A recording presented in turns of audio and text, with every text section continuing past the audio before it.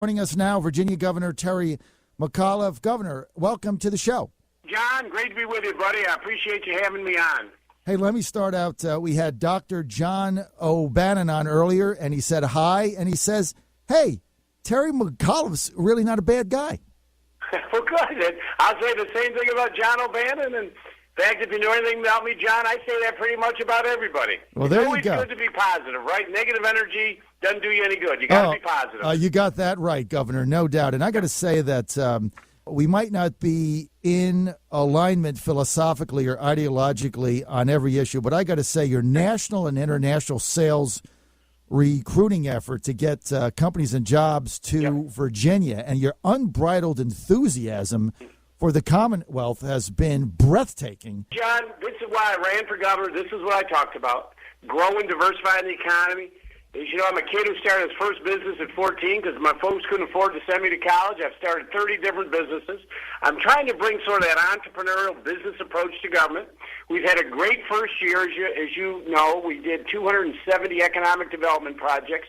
We brought $5.6 billion in from around the globe, which I'm proud to say, John, is double what any governor in the history of Virginia has ever done. I'm just warming up. But if you could be with me when we bring this money back, we reopen shuttered facilities, we bring manufacturing, that's not a partisan issue. That's a Virginia issue. We've got to prepare ourselves for sequestration and defense cuts, getting us less reliant on the federal government and bringing in businesses that, stand on their own, unrelated to the federal government is my mission. Look, you hit the nail on the head. Senator Mark Warner's been saying that for some time. The state, in order to survive, has got to diversify its economy, and we appreciate your leading the effort. Yeah. Governor, I want to get to ethics reform. There was a pretty good article the other day in the Associated Press. You're basically looking for an independent committee to investigate allegations of wrongdoing. Look, we have to do something to put some teeth into the ethics reform in Virginia. Why the opposition to that? Well, here's the issue. And we're getting close on the gift ban. As you know, John, within half an hour taking the oath, I put a $100 gift ban on myself, my family, my entire administration, and their family. And we've been operating under this rule for a year, and it's been great. I want to see that members of the General Assembly do the same thing on a $100 gift ban. When you go into public service, you shouldn't be getting free trips to Europe or wherever. I mean, that's not why you're in public service. But the key issue, and as you remember, John, last year I vetoed the commission bill that they had because it had no teeth to it. If you cannot investigate, if you cannot sanction, then having these rules without someone watching them and being able to make sure they're being appropriately applied doesn't make a lot of sense. So we need a commission that has some teeth to it. I'd like to see subpoena power. It's not partisan. Let's have an equal number of Democrats and Republicans. It doesn't matter to me, but we have got to have an investigatory body that actually checks this out, or otherwise the rules are meaningless. Well, otherwise you get back to the same old story, the Virginia way. They'll self-govern it. Look, that's not worked. You just saw the Newport University thing that came out the other day. People want action on this. That's right. And it's time for action. I mean, you know it. I mean, the abuse that's gone on and the money that's gone on, the gifts that have been given, that's not why you go into public service. People should not be taking gifts from those that, are trying to seek an interest in legislation. So $100 is enough, because you go to events, John, you're going to get a baseball cap, you're going to get a T-shirt, you're going to get a key to a city, that kind of stuff. But literally going over and having a bunch of folks go over to Paris to look at a uranium mine and then spend several days on the corporate interests over there traveling and wining and dining in Paris is something that shouldn't be tolerated. Absolutely not. I think we're 100% behind you on that. We're with Governor Terry McAuliffe here on the John Fredericks Show. Governor, let's get to the Mountain Valley Pipeline. What do you think? Listen, I'm supportive of the pipelines. Mountain Valley I support, as well as the Atlantic Coast Pipeline. And let me say something, John. Why? And listen, I've taken a lot of grief for supporting this. I talk about building the new Virginia economy. With these pipelines, and listen, I understand and respect individual landowner rights, and nobody wants someone coming through their backyard.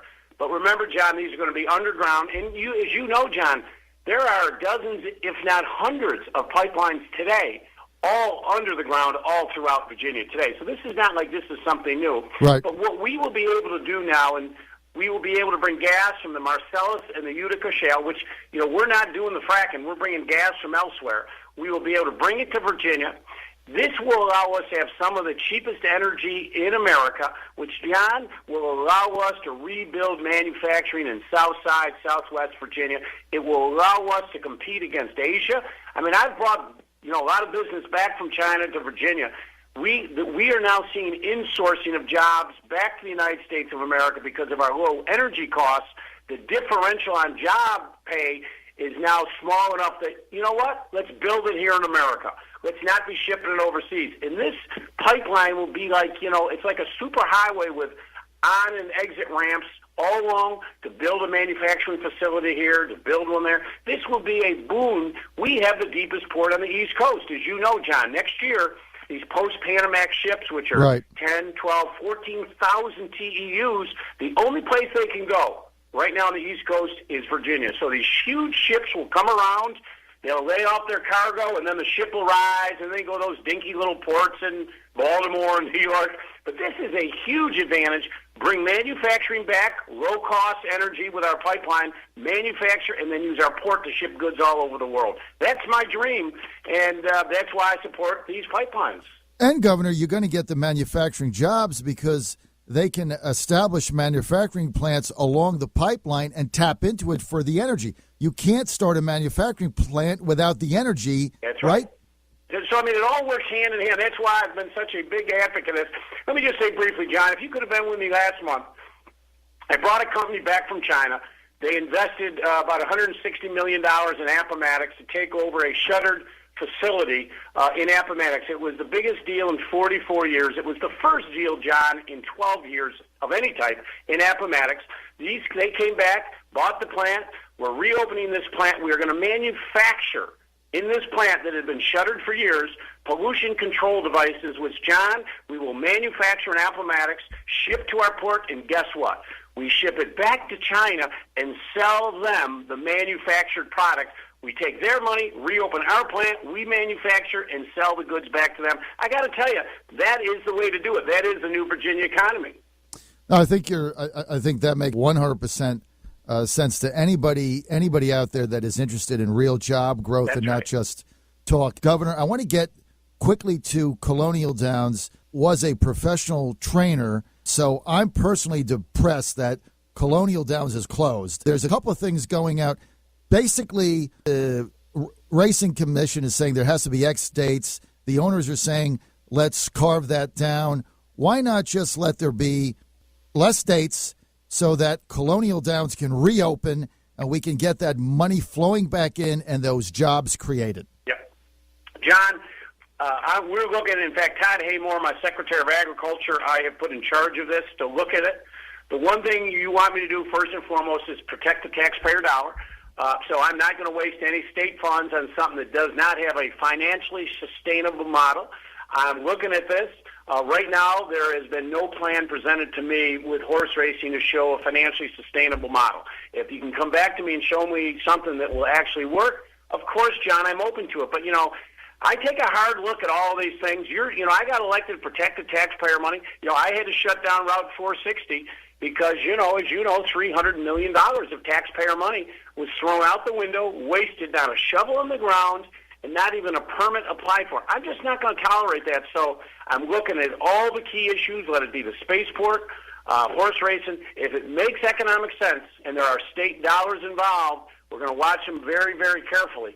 I did the same thing as at the port, John. When I became governor, they were losing millions of dollars, and I was very upset, and I made it clear at the time that I felt like I had been misled. They told me the port was doing great. I found out that, our containers were up, but guess what? We were losing money on every container. Well, I'd rather have fewer containers and profitable. How's that? So we rechanged the board down there. We got a new executive director down there. We are now making money 6 months in a row, but they weren't even meeting their debt covenants a year ago. Now we are. Now we're in good shape. So as it relates to horse racing, I'm open to it. But I'm just telling you, I've got to see something that shows that it's financially sustainable. I am not going to subsidize industries that do not have a future. I cannot do it.